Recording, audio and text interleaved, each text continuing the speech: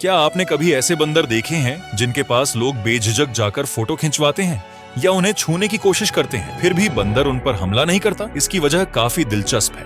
असल में जो बंदर लंबे समय से इंसानों के आसपास रहते हैं, वे समझ जाते हैं कि अगर वे शांत रहें और लोगों के साथ अच्छा व्यवहार करें, तो बदले में उन्हें खाने के लिए कुछ न कुछ जरूर मिलेगा। इसी उम्मीद में वे अक्सर लोगों के करीब आ जाते हैं और कई बार तो खुद चाहते हैं कि लोग उन्हें ही ध्यान दें।